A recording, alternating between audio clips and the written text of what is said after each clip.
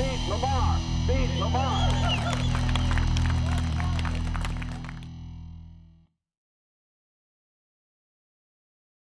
And one of the great Tea Party leaders in this state is Mark West, founder of the Chattanooga Tea Party and a leader in this state for Tea Party values. I want you to welcome, put your hands together for Mr. Mark West.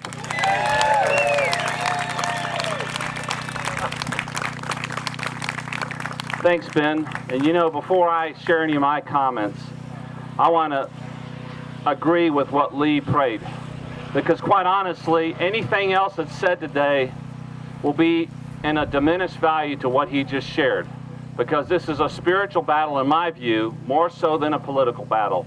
And as we turn our faces back towards God, we will see His blessing, and not until then.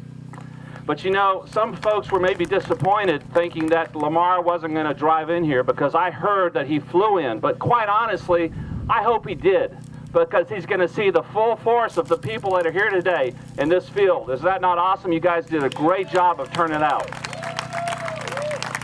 Now, I've got a few comments here that I'm going to share with you, and it deals with the subject of truth. That's what we're here about today. We're here for one reason today: to speak out openly and truthfully about a man who would seek to represent you for another 6 years in our nation's capital. But as I start, let me issue this warning to Tennessee's senior citizen, senior senator. Lamar, if you're over there, truth hurts. So you better get some painkiller, because we're getting ready to serve up a dose of truth. Now, our justice system in America seeks truth, and it accomplishes this by examining the facts of a case. So I thought we could spend just a few minutes today examining the facts of Senator Alexander's record to see if there's enough to support his claim that he's a conservative man. Will we find that he is innocent of the charges that he is a progressive Republican? Or will we find he is guilty of being a rhino with a capital R? Let's examine the evidence. Count 1. In the matter of Eric Holder's confirmation as Attorney General, Lamar Alexander voted yes to fill the seat of the nation's top law enforcer with a man who is shown to have absolute no respect for the law, for you, or for the Constitution. At the same time, 21 of his Republican colleagues had the discernment to understand the havoc that this man would wreak upon our justice system, and they voted no.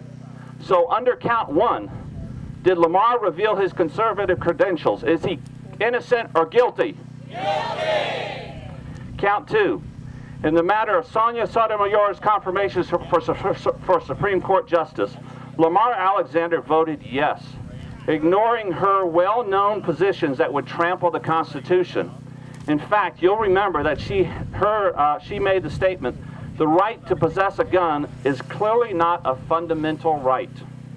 As justification for his yes vote, Lamar noted that elections have consequences, emphasizing that the president has the constitutional right to nominate his cabinet. Apparently, Lamar doesn't understand the word nominate. Further, I would assert that Lamar needs a refresher in Article 2, Section 2 of our Constitution, in which he's given the authority and the obligation to consent or deny. So once again, Lamar broke with 31 Republican senators and voted to confirm Mr. Holder. On this count, what say you? Is he innocent or guilty? Guilty! Count 3. In the matter of Gang of 8 immigration amnesty bill, we all know the number. What's the number? 744.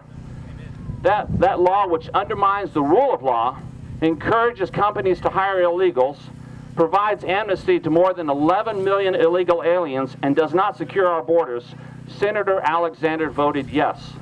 On this count 3, how do you, the grassroots, find him? Innocent or guilty? Guilty! In the matter of the Marketplace Fairness Act, otherwise known as the Internet Sales Tax, Lamar not only voted for it, he sponsored and lobbied hard for this bill.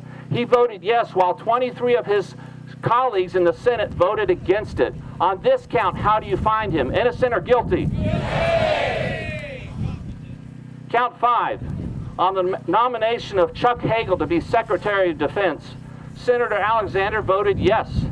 If you watched those hearings, you saw a man who was completely incompetent, incoherent, while we are facing some of the most existential threats we've ever seen. And yet, Lamar Alexander broke with his 27 colleagues and voted to confirm Chuck Hagel. On this count, is he innocent or guilty? Guilty! In the matter of cash for clunkers, a program that cost taxpayers over $3 billion. Once again, Senator Alexander, along with Senator Bob Corker, joined only 6 other Republicans to vote for a massive cash giveaway. On this count, is Senator Alexander innocent or guilty? Guilty! Count 7. In the matter of Obama's war on coal, Lamar sided with Obama and the EPA, joining only 4 other Republicans in supporting a new regulation that would require stricter control of coal plants. On this count, how do you find him? Innocent or guilty? Guilty! Obviously, folks, we could go on in an endless manner, count after count, that would certainly highlight his heinous record. And yet, at this point, I think we have made the point. He is no constitutional conservative. He is no defender of our Constitution. In fact, he is no friend of the Constitution. Unfortunately, he is a friend of Barack Obama, or at least his policies and his personnel. So, my question to you is this not puzzling, or at least perhaps even maddening? We've already heard the reports from Ben about the voting positions of Lamar. He agrees 62% of the time with President Obama. And we've seen the recent ranking by Heritage Action in which he scored a 41 out of 100, and the bottom 6% of all Republican senators. So I think we can all safely conclude that it's time for Lamar to go. He has not only yes, thank you. He has not only failed our state, but in a time of crisis, when our nation's future is tenuous, he has failed our Constitution. He has trampled on the vision of our founding fathers. He has devalued those principles that were sacred to them and to you and me. And just what are those principles for some folks who maybe are just here from the media? Those principles are a constitutionally limited government, fiscal conservatism, and free markets. So friends, I close with a verse from the Bible that states, "Out of the abundance of the heart, the mouth speaks." Now consider this. One thing we do know about U.S. senators is that they love to talk, don't they? In fact, I think speechifying is one of their best traits. But ultimately, there's no stronger statement from a U.S. senator than his vote, as Ben mentioned. His vote reveals what he believes and values, what is truly in his heart, as the verse reminds us. So from a lifetime of statements and nearly 12 years of votes, we know what Senator Alexander values. And while his intentions may be good, his values are not the values of the founding fathers. Lamar does not respect the Constitution. He does not respect his oath. And ultimately, he has contributed to the decline of our republic. So we are faced with 2 choices today. One, we can leave this rally all charged up and go back to our homes for a day or two and ultimately settle back into the humdrum of life and just feel like, well, maybe we can't beat this well-funded incumbent who talks a slick talk. Or our second option is to stand up, defend the Constitution, and follow the lead of our fellow laborers in Texas. Those same folks in Texas who defied the naysayers and elected Senator Ted Cruz.